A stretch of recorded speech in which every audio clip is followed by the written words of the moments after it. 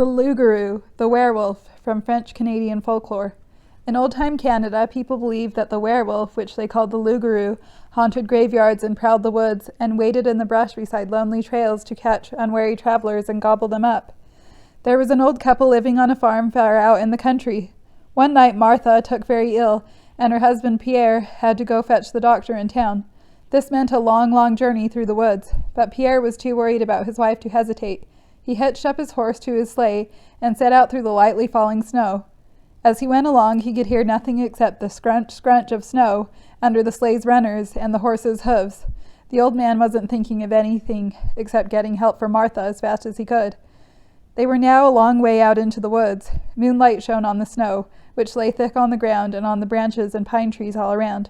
Sometimes from deep in the shadows would come the sharp report of an ice-heavy branch snapping and dropping to the ground.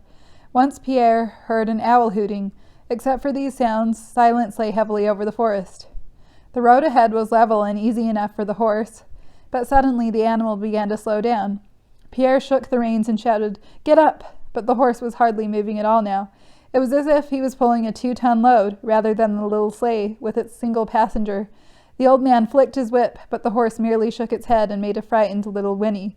The poor animal was breathing rapidly, his warm breath making clouds like the steam from a steamboat's chimney, and sweat was running down his flank. Now Pierre could feel some of the horse's fear sinking into him. Then there was a low growl just behind him that stood his hair on end. Turning, he discovered what looked like a great big black dog or wolf. Its teeth and the claws of its forepaws sunk into the back of the sleigh, its hindpaws dragging on the ground, bringing the sleigh nearly to a halt. For one terrible moment, Pierre stared directly into the creature's burning yellow eyes. Then, almost without thinking, he cracked his whip across the monster's snout. The wolf gave a howl of pain and loosened its hold on the sleigh for a moment.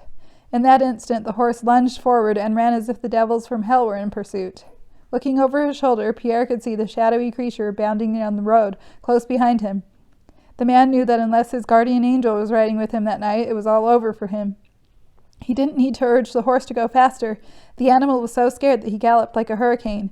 But for all that, the monster was getting closer and closer, and the creature gave a tremendous leap and landed on the back of the sleigh. The thump of the impact and the sudden weight on the end of the sleigh sent it sliding first to one side of the road and then to the other. For a moment, Pierre thought he was going to crash, but miraculously the sleigh kept upright on its runners and found the center of the road again. The horse, now crazy with fear, somehow managed to keep from falling onto the icy road, often blocked with drifts of snow. The wolf was growling as it crept toward the old man, who had turned to face the beast. Pierre tried using his whip again, but the monster caught it in his huge jaws, severing it as if it was no more than a twig, and tossing it over the edge of the wildly careening sleigh.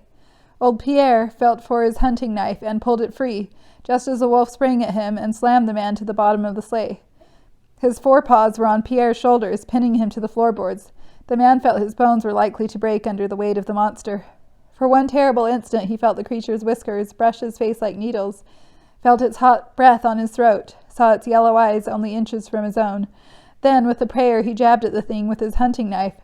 Though his movement was hampered by the weight of the monster on top of him, he managed to nick it just enough to draw blood, so a spot of red appeared on his pelt. Instantly the creature reared back, howling like nothing Pierre had ever heard before. Then, to the old man's astonishment, the wolf turned into a man.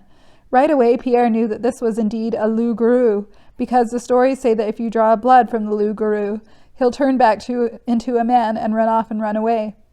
Pressing his big pale hand to his side, the man had suddenly leapt off the sleigh. Pierre saw him rolling down a hillside through the snow, where the forest shadows quickly hid him. Then the sleigh was out of the woods and heading toward the sleeping town ahead. Shaking, Pierre returned his knife to its holster and took hold of the reins, gradually easing the horse back to a trot, saying, "Easy, easy." When they reached the gate of the doctor's house, Pierre quickly roused the man, who thought at first that the old man was the one who was sick, because he was so pale and trembling. But when Pierre told him what had happened, the doctor gave him a shot of whiskey. Then they roused the village priest, who gave them some holy water and a cross as protection for their journey back through the woods. Pierre never saw the Loup Garou again. But Martha, when she recovered, made him promise never to travel through the woods alone and at night. And the old man was only too happy to give her his word that he never would.